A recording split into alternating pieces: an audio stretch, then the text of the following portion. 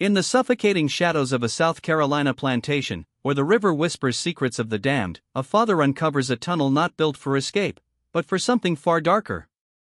A spectral figure etched in dirt walls, watching, waiting, divine justice or unholy vengeance? What if your child's ghost cried out from beneath the earth, demanding retribution for sins buried alive? Fade in on the misty dawn of August 1829, where the Combahee River coils like a serpent through the lowcountry of South Carolina, its waters dark and unyielding, carrying the weight of unspoken sins.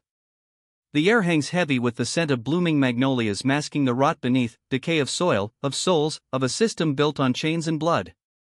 Plantation owner William Thornton Hayes, a man whose fortune was forged in the fires of human bondage, stands at the edge of his fields, his boots sinking into the muddied earth. His face, weathered by years of command and concealed guilt, twists in confusion as he surveys Section D. The cotton plants here are stunted, twisted like gnarled fingers reaching for salvation they'll never grasp. Uneven patches scar the ground, as if the land itself rejects the seeds sown in injustice. Hayes, a widower haunted by the ghost of his late wife's pious warnings, verses from Proverbs about the wicked being snared by their own devices, had always prided himself on mastery over his domain. But now, the earth betrays him.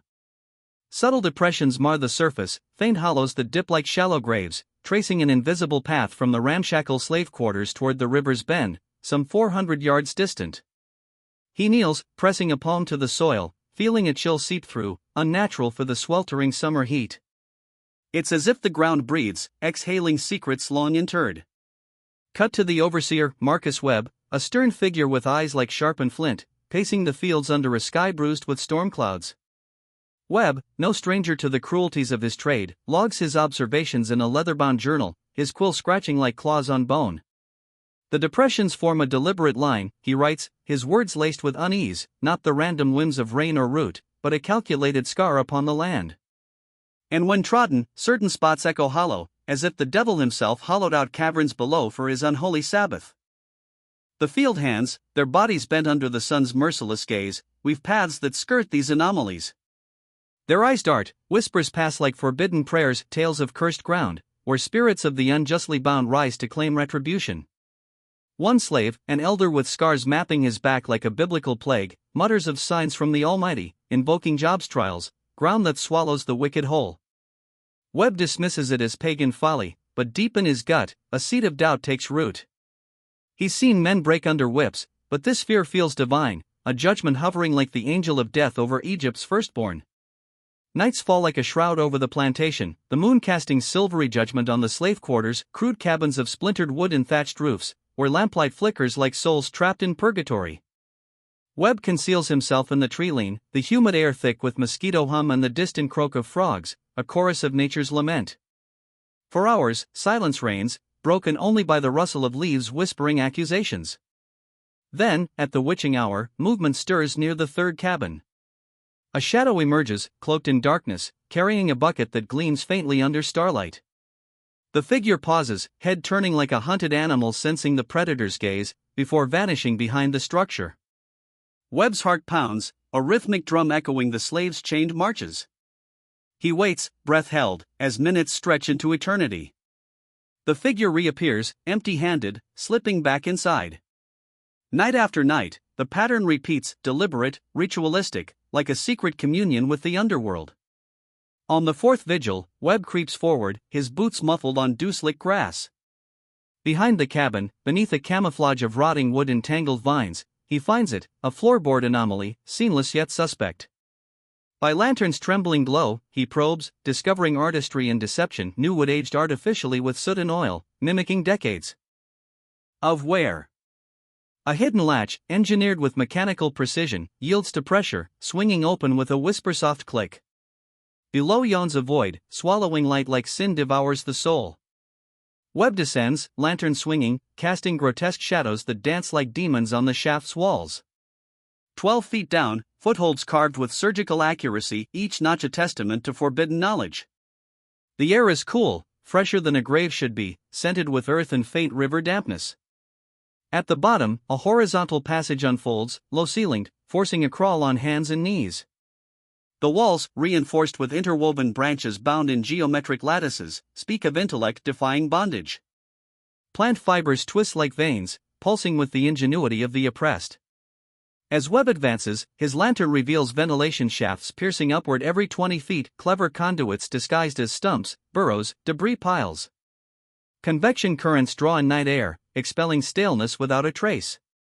This is no crude burrow, he murmurs to himself, voice echoing softly, but a symphony of science, composed in silence. The walls harden under his touch, a alchemical blend of clay, ash, animal hair, and sap, impervious to flood, unyielding to collapse. The tunnel curves gracefully, skirting ancient oak roots, as if the builder communed with the earth's hidden anatomy. Tools litter alcoves, shovels with curved blades for silent scoops, buckets edged smooth to hush their scrape, handles swathed in cloth to muffle betrayal. Markings scar the walls, surveyors' glyphs, mathematical incantations, measurements etched like sacred runes. This is architecture born of desperation, a subterranean cathedral defying the overseer's heaven above. A junction looms, the tunnel fracturing into triune paths, one toward the river's murmur, moisture thickening the air, another east, toward neighboring lands, the third plunging deeper, into abyssal unknown. Webb chooses the riverward vein, drawn by logic's cold hand. It emerges in a thorn-choked thicket at water's edge, concealed from prying eyes, the current's gentle eddy inviting forbidden freedom. Strategic brilliance, a bend where boats slow, undergrowth devours approach. Retracing steps, he probes the eastern arm, unfinished, raw, abandoned mid-birth, perhaps to evade discovery's noose. But the descending path, it beckons with malevolent allure. Peering down, lantern light fails against the gloom, and Webb feels it, a primal shiver, not of cave-in or beast, but of spiritual trespass. As if crossing into Sheol, he later confesses, invoking the biblical pit where the dead whisper judgments. A threshold guarded by unseen eyes, warning the living to turn back. He ascends, sealing the secret, reporting to Hayes. The owner, his study lit by candle flame flickering like wavering faith, absorbs the tale with mounting dread. Hayes, a man who quoted Psalms to justify his dominion, the Lord hath made all things for himself. Yeah, even the wicked for the day of evil, now questions his divine right. 3 days pass in tormented prayer, Hayes wrestling like Jacob with an angel of revelation. On August 6, under a blistering sun that feels like God's wrathful eye, he descends with Webb and armed men, ropes coiling like serpents, lanterns piercing the profane dark. The third passage steepens, walls gleaming with refined craftsmanship, joints tighter, supports sturdier, as if the creators evolved in their defiance. 50 feet down, the air turns mineral sharp, round water's ghost lingering without intrusion. The passage blooms into a chamber, 10 feet across, 8 high, a vaulted sanctuary hewn from oppression. Timbers brace the ceiling like cruciform beams, load-bearing wisdom stolen from forbidden tomes. Smooth walls, hardened like Pharaoh's heart, bear the marks of habitation. Bedding of burlap and straw huddles in a corner, a nest for the forsaken. Clay vessels, hand-molded with potter's grace, hold water's mercy. Candle stubs, grease-wicked, pool in metal holders, faint smoke scent betraying recent vigil. A crate harbors treasures, reading primers, a worn Bible open to Revelation's woes, a journal scrawled with phantom confessions. Folded clothes, a wall-carved calendar tallying endless nights, months, years of exile underground. This is no refuge, Hayes whispers, voice cracking like thunder's prelude, but a hermitage for a soul in torment. Yet the horror crescendos in the drawings, 43 etchings clawed into walls, crude yet vivid as prophetic visions. Plantation vistas, the grand house looming like Babel's tower, fields rippling like seas of sorrow, quarters huddled like leper colonies, river snaking as Eden's serpent. In each, a spectral sentinel, tall, emaciated, rendered with frantic strokes, lurking at edges, beneath boughs, its gaze piercing the veil between worlds. A watcher, embodying divine vigilance or demonic pursuit, guilt's incarnation, sin's shadow. Hayes's knees buckle, lantern trembling. Memories flood, his wife's dying pleas for repentance, her whispers of sounds in the walls like restless spirits seeking justice. And Clara, his vanished daughter, 15, ethereal, her cries of "something watches me" dismissed as fancy.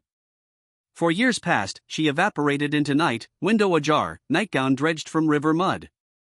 Assumed drowned, a lamb to the waters. But now, these drawings mirror her terrors, a figure in the shadows, following, hungering. Was this chamber her tomb? Or a witness to her fate? Hayes's soul quakes, biblical echoes thundering, For nothing is secret, that shall not be made manifest, neither anything hid, that shall not be known and come abroad.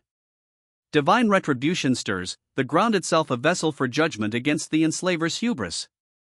Emerging into daylight's harsh absolution, Hayes vows pursuit. Inventory the stores, timber, tools, tin, yet Webb finds no theft, only ghostly efficiency, as if manna sustained the builders. Surveillance tightens, eyes like God's omnipotence scanning for cracks in loyalty. Breakthrough arrives via Thomas, a steadfast slave, his approach shadowed by internal war, betraying kin for truth's bitter fruit. What began as liberation, he confesses to Webb, has twisted into nightmare. Mr. Hayes must know of his daughter's shadow. Summoned, Hayes listens, pale as Lazarus's shroud. Thomas unveils the architect, Nathaniel Reed, acquired 7 years prior, literate anomaly in a sea of enforced ignorance. But Reed's mind was a fortress, forged in Virginia's shadows. His first master's library, latch broken like Providence's door, beckoned nightly. By moonlight's grace, he devoured pages, engineering tomes, geometric grimoires, architectural scriptures, memorizing verse by verse, building an inner temple of knowledge. Freedom in the mind, Reed professed, echoing Paul's chains, in my flesh I am enslaved, but in spirit, unbound. His second master's cruise granted praxis, excavating foundations, bracing beams, mastering earth's mechanics. Sold south, Reed arrived with intellect's arsenal, concealed like David's sling. 3 years of nocturnal toil, 1 bucket per vigil, earth scattered invisibly, 6 comrades aiding, Samuel's brawn, Benjamin's forge, Joseph's carpentry, Elijah's silence, Daniel's stealth, Marcus's watch. A brotherhood in bondage, their labor a psalm of resistance.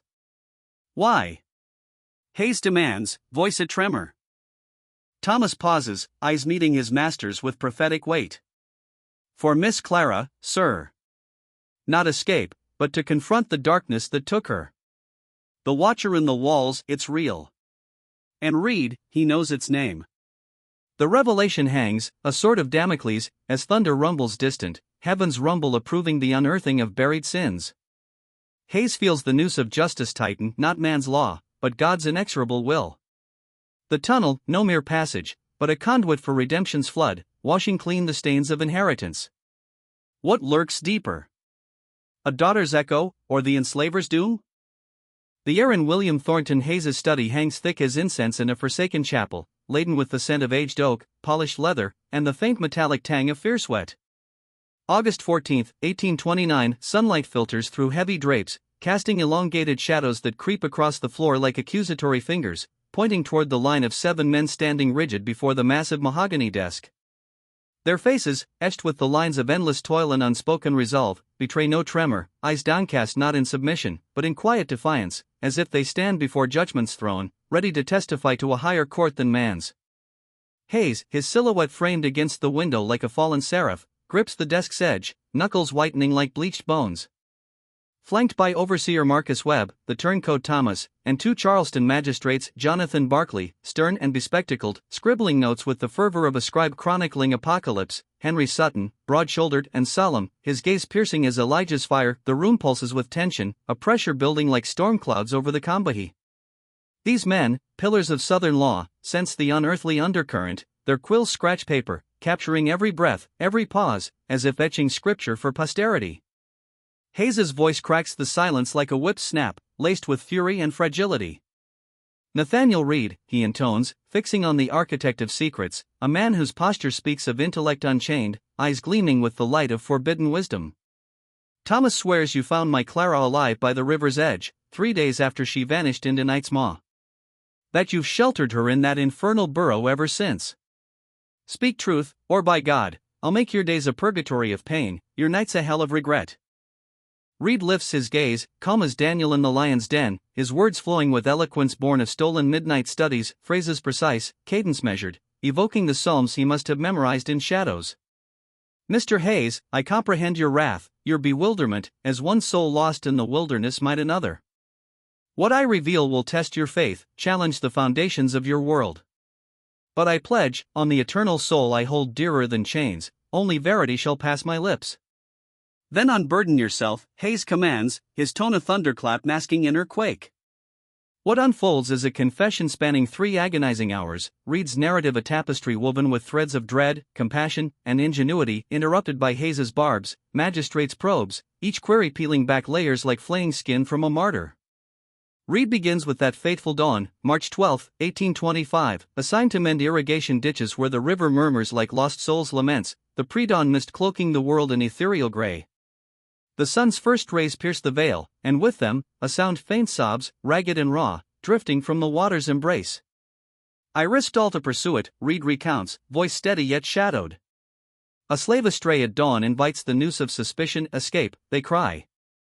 But the weeping pierced my heart, childlike in its despair, echoing the cries of the oppressed in Pharaoh's fields.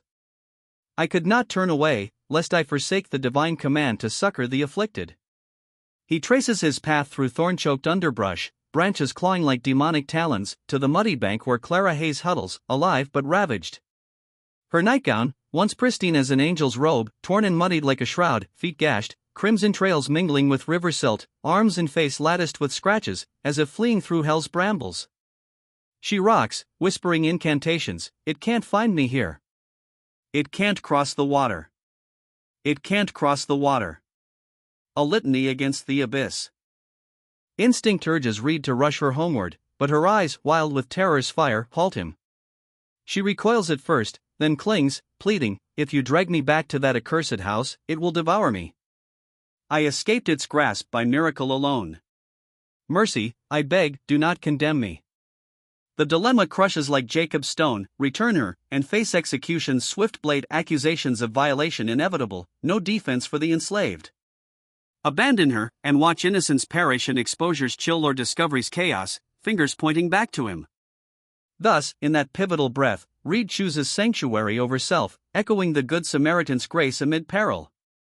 An abandoned shed in Section D, storm-ravaged and vine-entwined, forgotten as Sodom's ruins, becomes her first refuge. Reed drapes his meager blanket over her trembling form, shares rations pilfered from his own scant portion, bread like manna, water from hidden springs. "Stay silent as the grave," he whispers, "while I divine a path forward." Hayes erupts, "Why conceal her? Why not confess to me, your master, entrusted by Providence with her care?"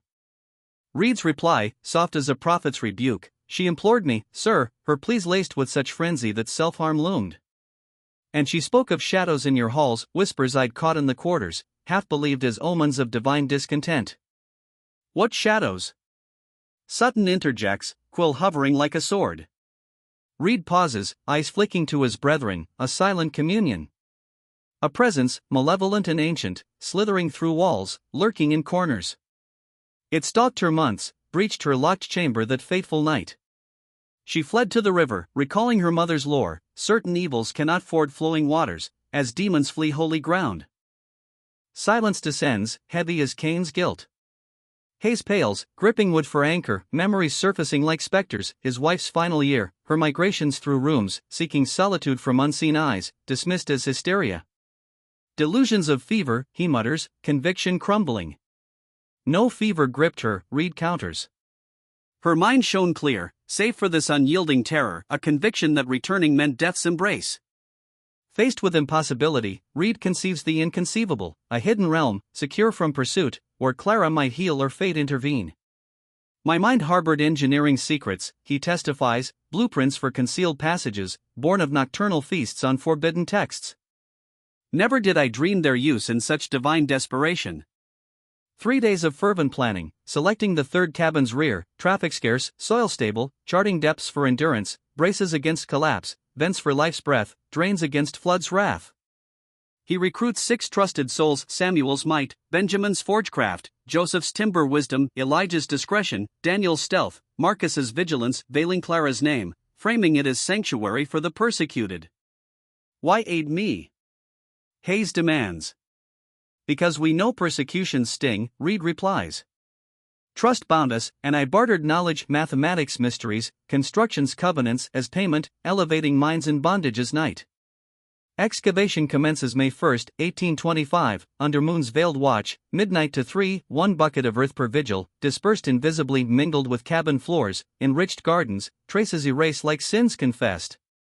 Year 1 yields shaft and initial passage, Year 2, rivers reach and chambers birth, Year 3, refinements, vents cunning as Solomon's designs, walls fortified like Jericho's inverse. Clara endures, shed to nascent tunnel to completed vault. Reed's daily vigils bring sustenance, light, tomes smuggled via shadowed networks, books devoured, knowledge her sole solace. She blossomed in trust, Reed notes, hygiene maintained, intellect sharpened. Yet her dread persisted, an anchor chaining her to earth's womb. Hayes rages, 4 years in filth's embrace, over fancies? Superstition's snare? Sir, Reed intones, she chose exile over peril. Her fear, though veiled, rang true a spiritual malaise, perhaps the house's inherited sin manifesting as watcher. Details cascade, construction's intricacies, care's rituals, secrecy's veils. But Sutton probes the enigma, an eighth presence? Chambers' signs suggest another dweller. Reed falters, communion with comrades renewed.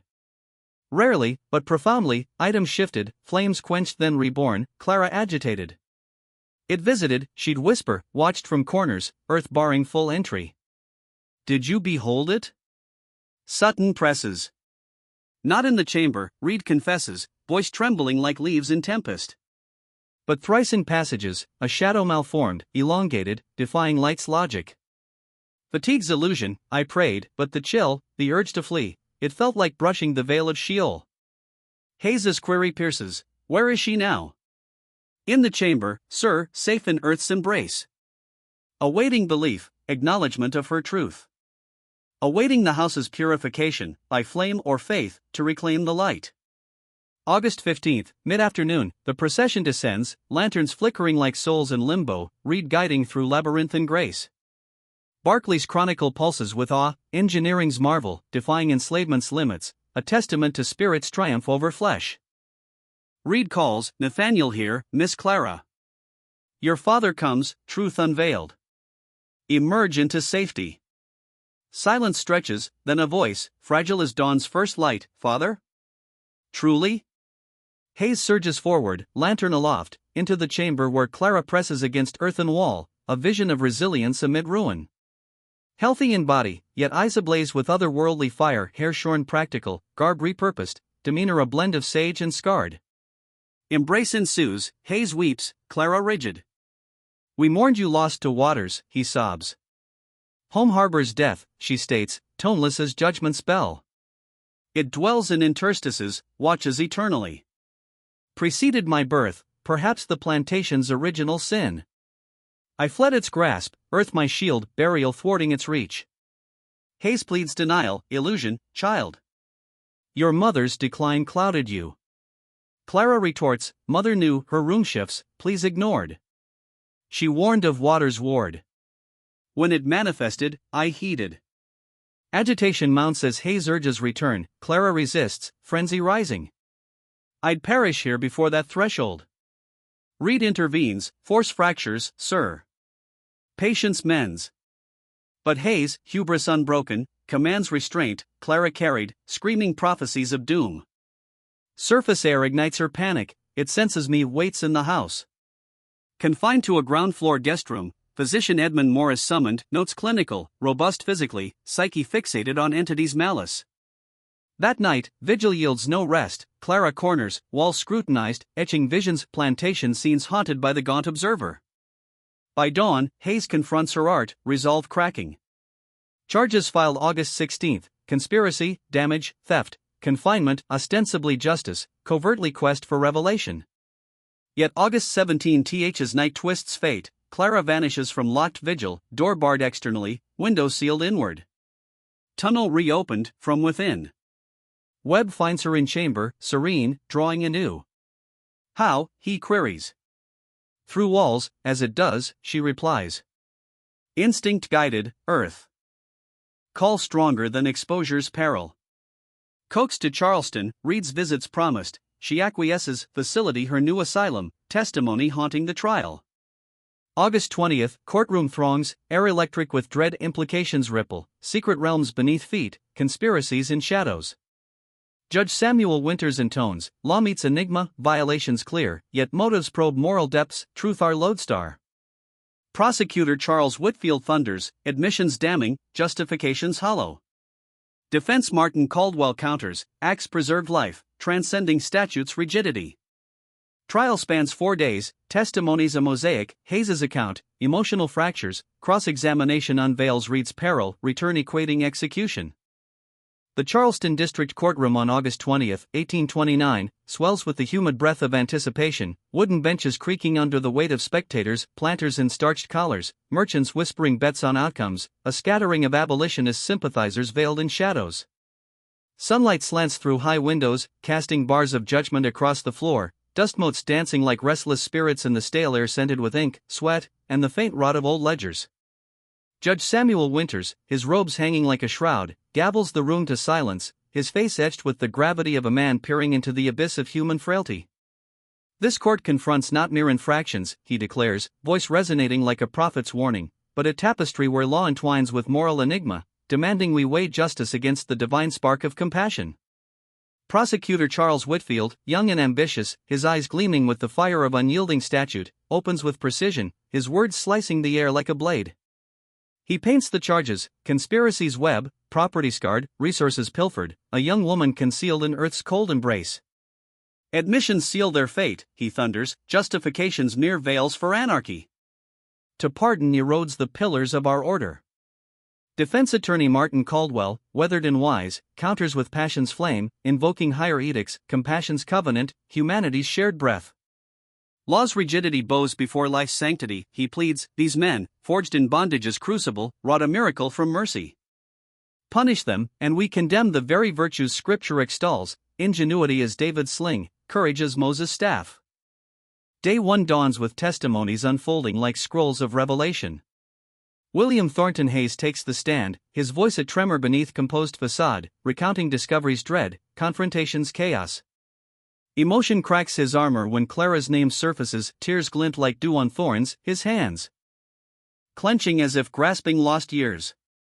Caldwell's cross pierces, had Reed returned her forthwith, what fate awaited? Hayes falters, gaze dropping to scarred floorboards.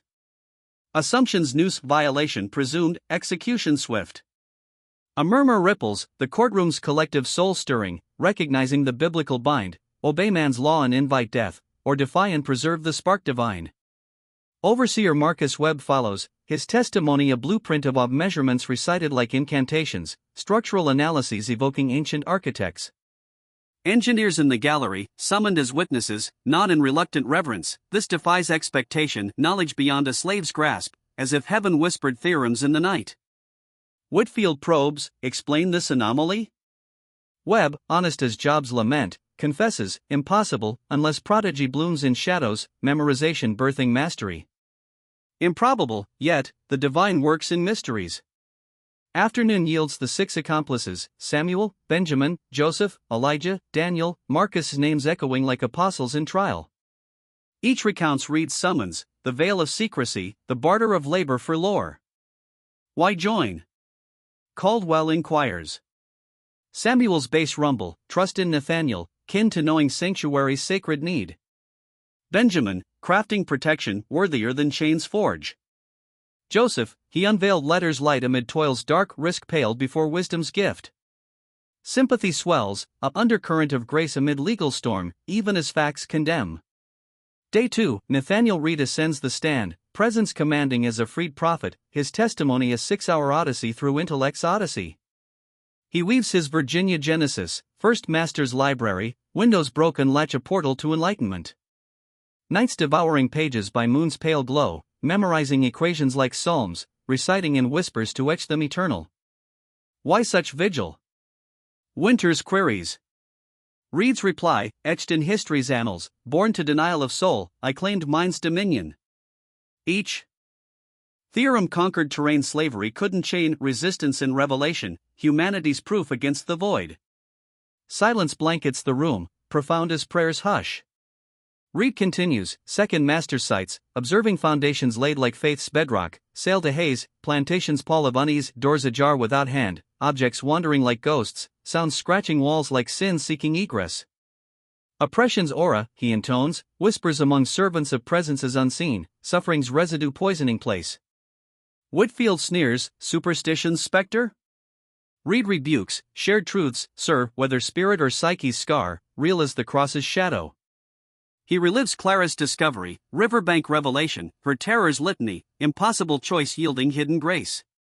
Planning's genesis, 3 days divine design, calculations in dust, erase like fleeting visions.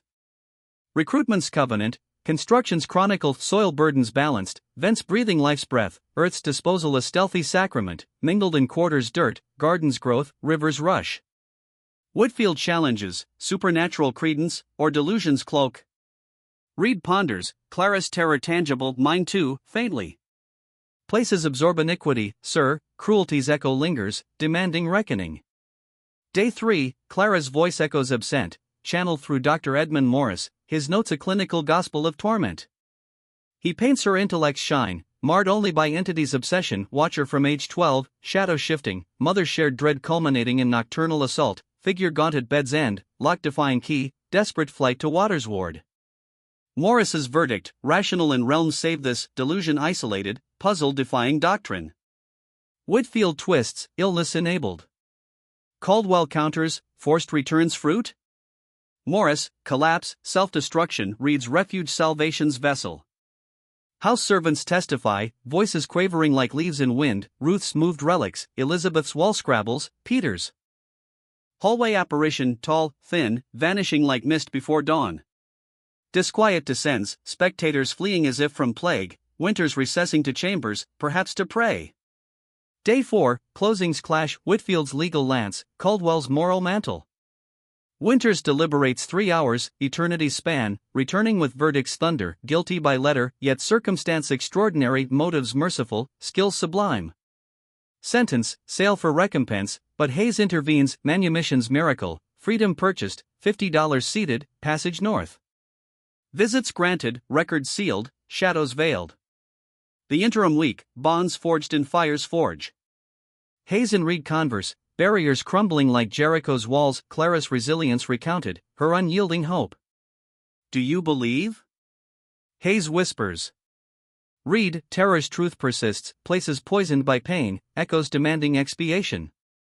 Revelation sparks, August 27, Hayes commands conflagration, house engulfed in dawn's blaze, timbers cracking like judgment's gavel, ash ascending like souls released. Relief washes Hayes, burden burned. Farewell at Morris's, Clara's joy, tears mingling laughter, house's demise, her liberation's dawn.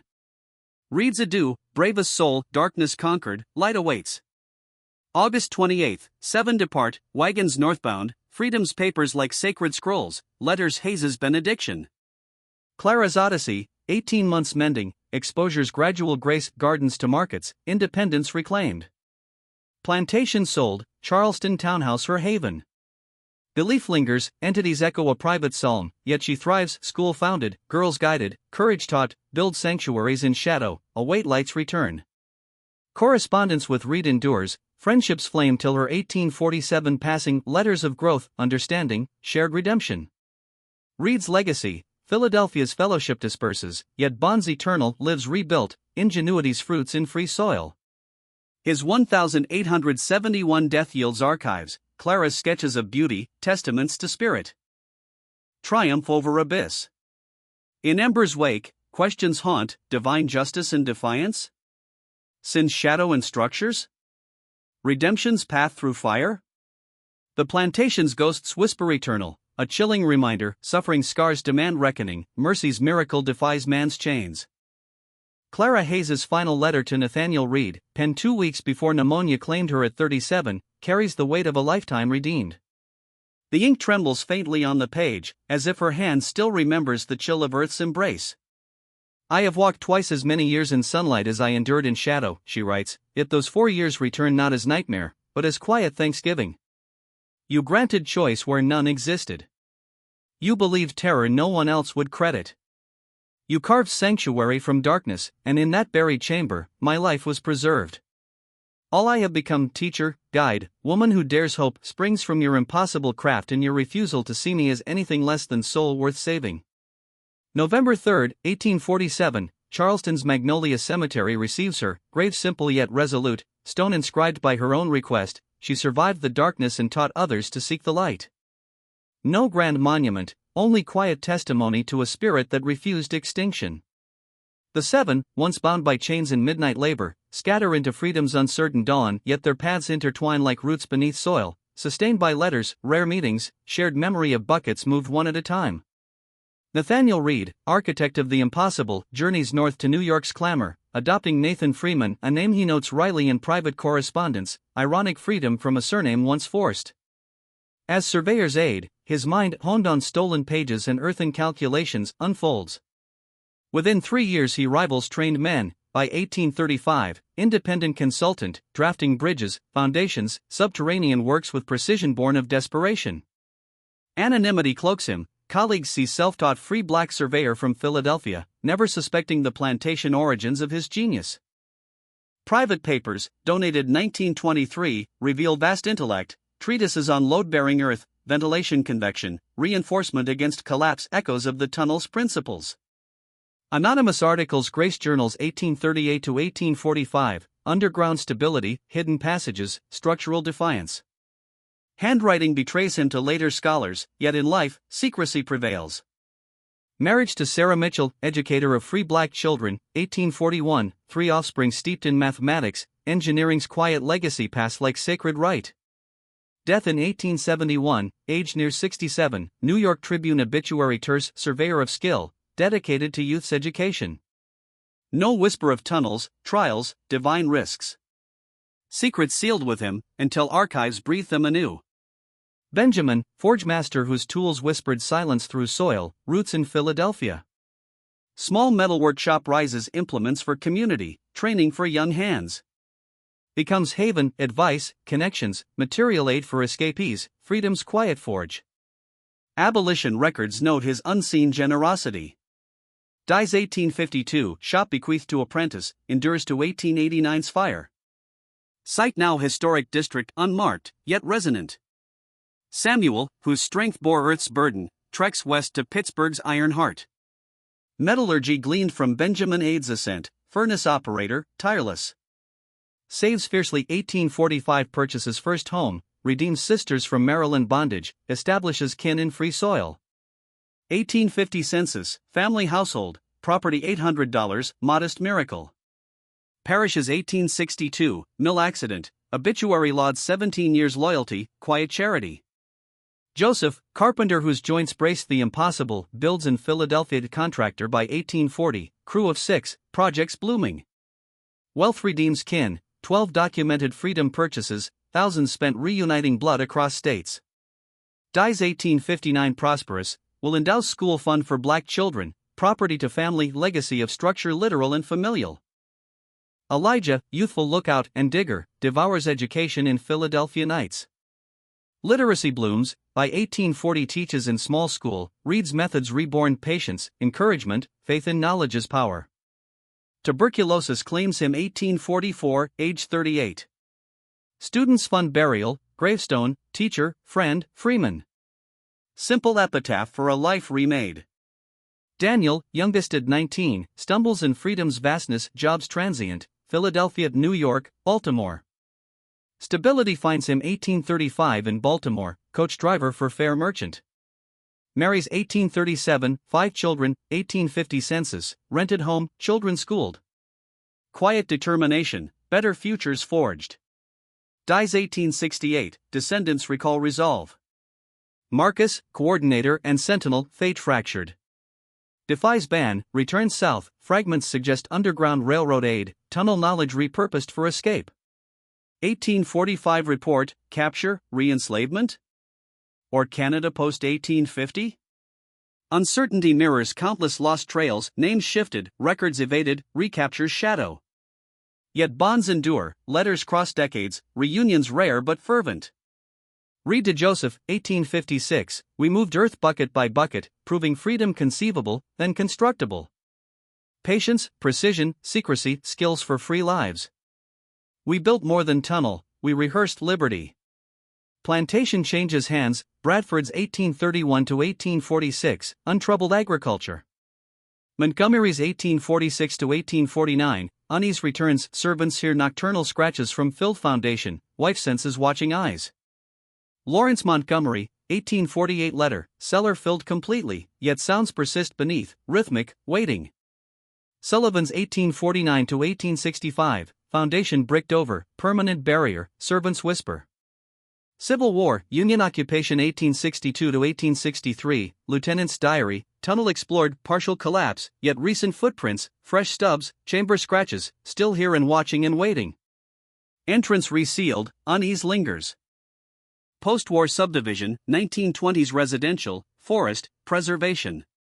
1990s GPR detects voids, excavation thwarted.